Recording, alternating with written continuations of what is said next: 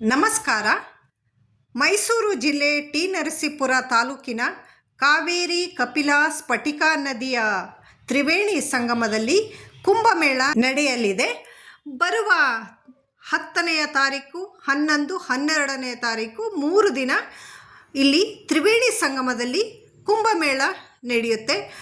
ಜಿಲ್ಲಾಡಳಿತದಿಂದ ಈಗಾಗಲೇ ಸಾಕಷ್ಟು ತಯಾರಿ ನಡೀತಾ ಇದೆ. ಅದರ ಪ್ರಯುಕ್ತ ನಾನು ನಿನ್ನೆ ಅಗಸ್ತೇಶ್ವರ ದೇವಸ್ಥಾನದ ಪೌರಾಣಿಕ ಹಿನ್ನೆಲೆಯನ್ನೆಲ್ಲ ವಿವರವಾಗಿ ಹೇಳುವ ಒಂದು ವಿಡಿಯೋ ಅಪ್ಲೋಡ್ ಮಾಡಿದ್ದೇನೆ. ದಯವಿಟ್ಟು ಎಲ್ಲರೂ ನನ್ನ ಆ ವಿಡಿಯೋವನ್ನು ನೋಡಿ.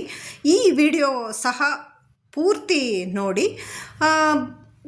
ಬಳ್ಳೇಶ್ವರ ಸ್ವಾಮಿ ದೇವಸ್ಥಾನ ಇದು ಕೂಡ ಅಲ್ಲಿ ಇರುವ ತ್ರಿವೇಣಿ ಸಂಗಮದಲ್ಲಿ ಇರುವ ಪಂಚಲಿಂಗದಲ್ಲಿ ಈ ಬಳ್ಳೇಶ್ವರ ಸ್ವಾಮಿ ಕೂಡ ಒಂದು.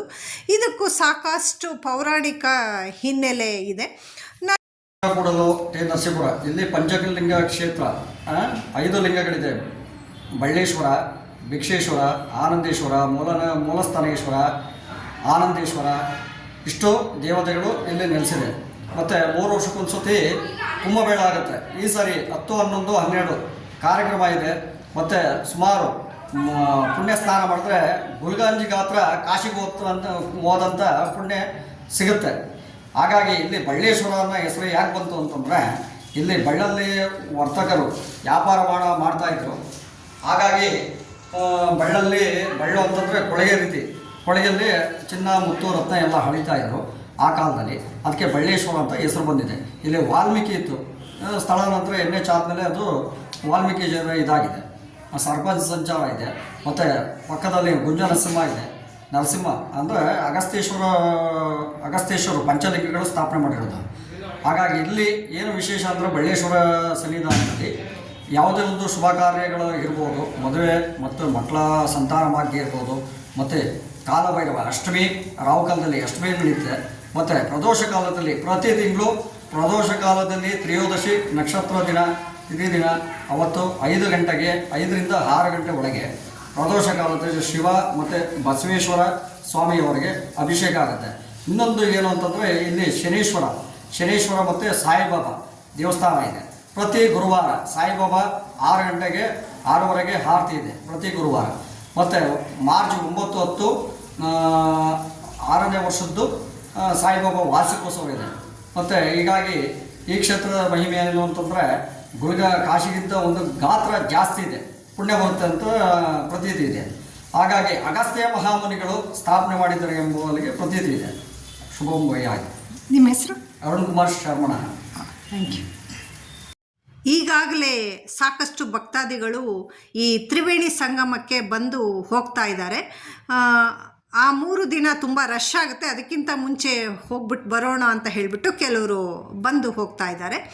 ಹಾಗೆ ಗುಂಜ ನರಸಿಂಹ ದೇವಸ್ಥಾನಕ್ಕೆ ನಾನು ಹೋಗ್ತಾ ಇರುವಾಗ ಬಲಬದಿನಲ್ಲಿ ಜನಾರ್ದನ ಸ್ವಾಮಿಯ ದೇವಸ್ಥಾನ ಇದೆ.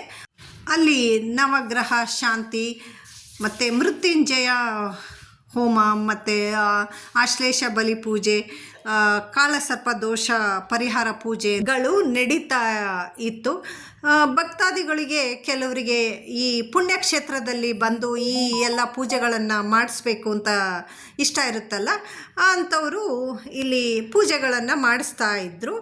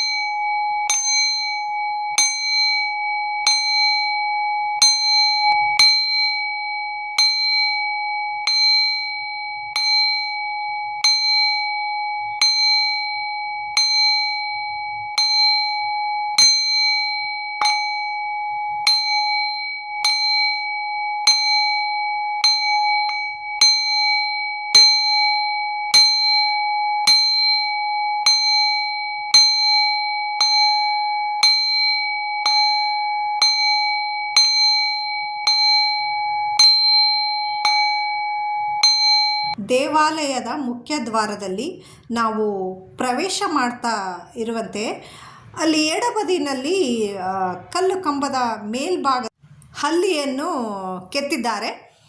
ಅಲ್ಲಿ ಭಕ್ತಾದಿಗಳು ಎಲ್ಲರೂ ಹಲ್ಲಿಯನ್ನು ಮುಟ್ಟಿ ಮುಟ್ಟಿ ನಮಸ್ಕಾರ ಮಾಡ್ತಾರೆ. ಯಾಕಂತಂದರೆ ಹಲ್ಲಿ ಬಿದ್ದ ದೋಷ ಕೂಡ ಇಲ್ಲಿ ಪರಿಹಾರ ಆಗುತ್ತೆ ಅಂತ ಹೇಳಿಬಿಟ್ಟು ಪ್ರತೀತಿ ಇದೆ. ಸಾವಿರಾರು ವರ್ಷಗಳ ಹಿಂದೆ ನರಸಿಂಹಸ್ವಾಮಿ ಅಗಸನೊಬ್ಬನ ಕನಸಿನಲ್ಲಿ ಕಾಣಿಸ್ಕೊಂಡು ಇಲ್ಲಿ ಹುತ್ತದಲ್ಲಿ ನಾನು ನೆಲೆಸಿದ್ದೇನೆ, ನನಗೆ ದೇವಾಲಯ ಕಟ್ಟು ಅಂತ ಹೇಳ್ತಾನಂತೆ.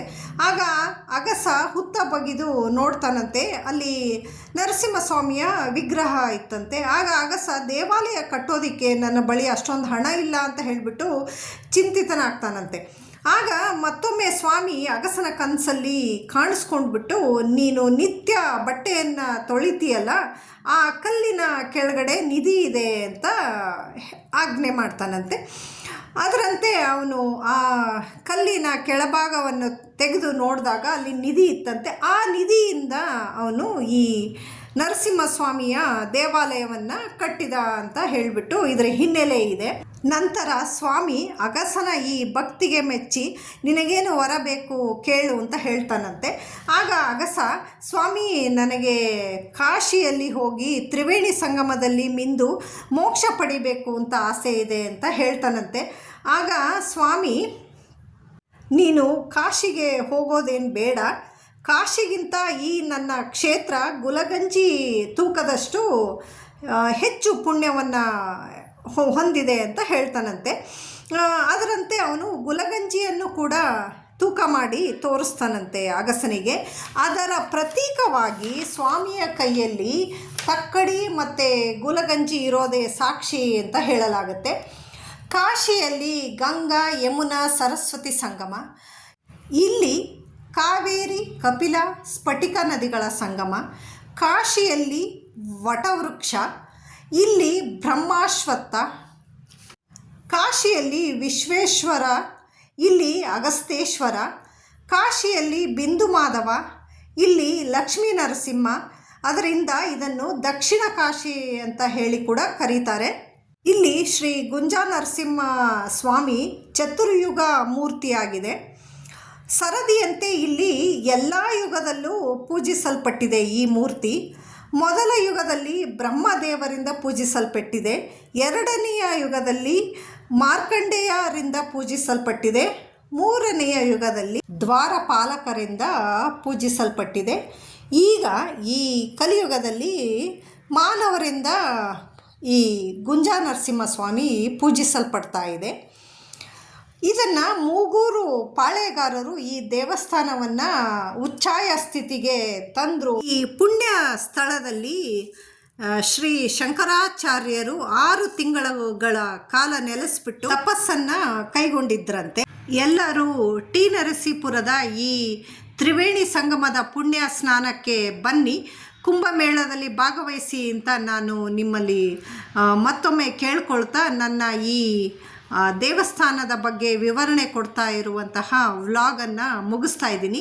ನನ್ನ ಈ ವ್ಲಾಗ್ ನಿಮಗೆಲ್ರಿಗೂ ಏನು ಅನ್ನಿಸ್ತು ಅಂತ ಹೇಳಿಬಿಟ್ಟು ಕಮೆಂಟ್ ಸೆಕ್ಷನ್ನಲ್ಲಿ ಕಮೆಂಟ್ ಮಾಡಿ ತಿಳಿಸಿ. ಧನ್ಯವಾದಗಳು. ಮತ್ತೊಂದು ವ್ಲಾಗ್ ಜೊತೆ ನಿಮ್ಮೆಲ್ರಿಗೂ ಮತ್ತೆ ಸಿಗ್ತೀನಿ. ಆ ಭಗವಂತ ನಿಮ್ಮೆಲ್ರಿಗೂ ಒಳ್ಳೇದು ಮಾಡಲಿ.